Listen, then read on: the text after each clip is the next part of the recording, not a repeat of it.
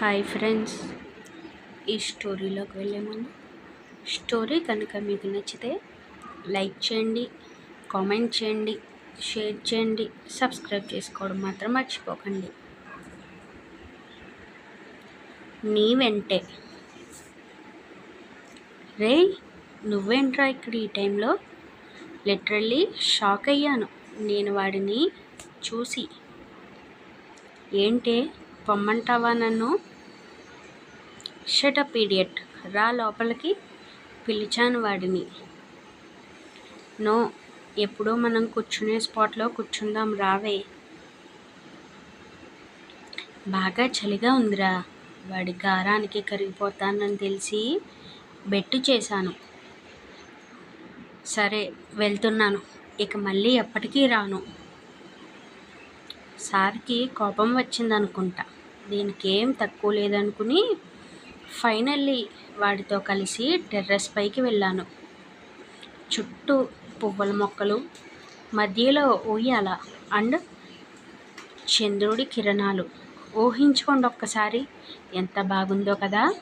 అందుకే ఈ ప్లేస్ మా ఇద్దరికి చాలా స్పెషల్. ఎన్నో ఊసులు చెప్పుకునే వాళ్ళం. వాడు ఎన్నో చిలిపి పనులు చేస్తున్నా రెసిస్ట్ చేస్తూనే ఇష్టంగా స్వీకరించేదానిని నేను. ఏంటే, మాట్లాడమంటే సైలెంట్గా ఉన్నావు? నథింగ్ రా. మనకి ఇక్కడ ఎన్ని మెమరీస్ ఉన్నాయో కదా. ఆఫ్టర్ మ్యారేజ్ మన నైట్స్ ఇక్కడే మెమరబుల్గా మార్చుకుందాం అన్నాను ఆర్తిగా వాడి కళ్ళలోకి చూస్తూ. నాకంతా ఒక డ్రీమ్గా ఉంది సీతు. ఇంత మొండి అమ్మాయివి ఈజీగా పడిపోయావు అన్నాడు వాడు థంబ్ ఫింగర్తో నా చెంపని నిమురుతూ. ఈజీగా పడిపోయానా? తాగొచ్చావేంట్రా అన్నాను నవ్వుతూ. అంతే కదా మరి.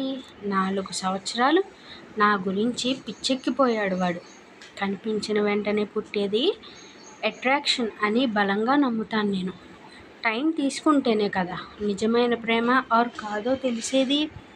ఫైనల్లీ వీడు నా హార్ట్ని దోచేసి 2 ఏళ్లుగా వాడి ప్రేమలో ముంచేస్తూనే ఉన్నాడు.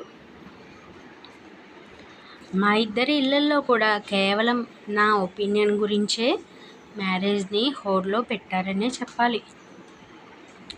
ఏదో మాట్లాడాలని వచ్చి సైలెంట్గా ఉన్న వాడిని చూస్తూ, ఏమైందిరా, బాగానే ఉన్నావా అన్నాను టెన్షన్తో. మాట్లాడు సీతు, నీ మాటలు వినాలనిపిస్తోందని నా షోల్డర్పై తలవాల్చాడు. ఏంట్రా ఈరోజు వియర్డ్గా బిహేవ్ చేస్తున్నావు అంటూ వాడితో ఊసులు చెప్పడం మొదలెట్టాను. ఇంత ఎక్కువగా మాట్లాడతానని వీడి ప్రేమలో పడేంత వరకు నాకు తెలియదు. అంతగా మార్చేశాడు మరి వీడు నన్ను. చంద్రుడు తన దిక్కు నెమ్మదిగా మార్చుకుంటుంటే వాడే నన్ను ఆపుతూ, ఐ లవ్ యూ సీతు అన్నాడు. ఐటూ చెప్పాలనుకున్న నాకు దూరంగా ఉన్న ఫోన్ వైబ్రేట్ అవుతుంటే, ఒక్క నిమిషం రా అంటూ స్క్రీన్పై నేమ్ చూసి, ఎరా అత్తతో చెప్పకుండా వచ్చేసావా? పాపం కంగారు పడుతుంటారు కదా అని వాడిని కసురుతూనే లిఫ్ట్ చేశాను. అమ్మా సీతు. ఆమె వాయిస్లో ఏడుపు తెలుస్తుంటే, అత్త, మీ అబ్బాయి నా సీతు, బావకి యాక్సిడెంట్ జరిగిందిరా, నువ్వు త్వరగా హాస్పిటల్కి రా అన్నారు బాధగా అటువైపు నుండి. అత్త ఏం మాట్లాడుతుందో అర్థమవ్వక అయోమయంగా పిలిచాను. నువ్వు త్వరగా రా సీతు, నాకు కాళ్ళు చేతులు ఆడట్లేదని ఏడుస్తూ చెప్పి కాల్ కట్ చేయడంతో, ఈ టైంలో ఈ జోక్స్ ఏంటో. రేయ్, అత్తయ్య ఏం చెప్తుందో విన్నావా? నువ్వు ఇక్కడ ఉంటే ఎవరినో చూసి నువ్వనుకుంటోందని. నవ్వుతూ వెనక్కి తిరిగిన నాకు ఖాళీ ఊయల కనిపించింది. విన్నది చూసింది డైజెస్ట్ చేసుకోవడానికి 10 నిమిషాలు పడితే,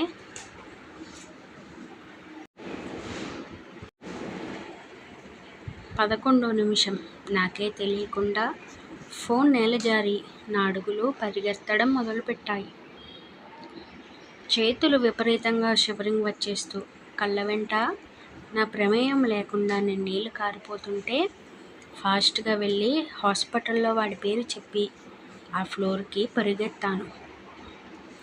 ఏడుస్తున్న అమ్మ, నాన్న, అత్త, మావయ్యని చూసి నా అడుగులు నెమ్మదించడంతో, అత్త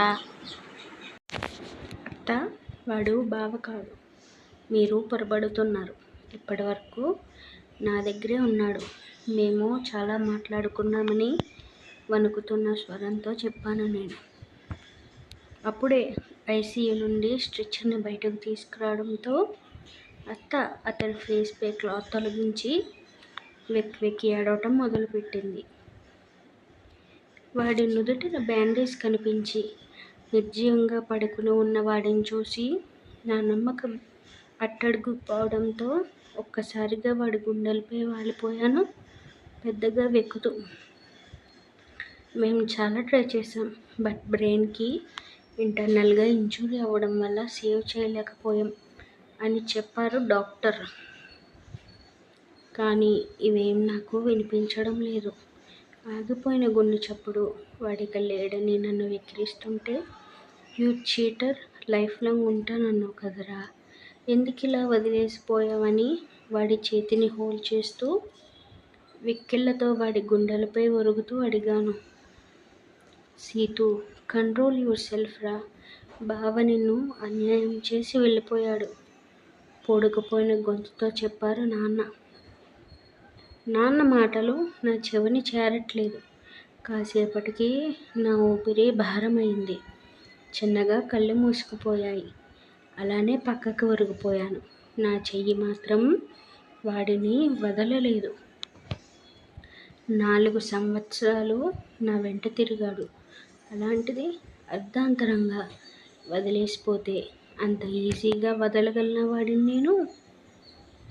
సీతూ చిరునవ్వుతో చేతులు చాపిన వాడిని చూసి నవ్వుతూ, ఎప్పటికీ నీ వెంటే ఉంటారా అంటూ ఆనందంగా వాడి కౌగిలిలో వాలిపోయాను నేను.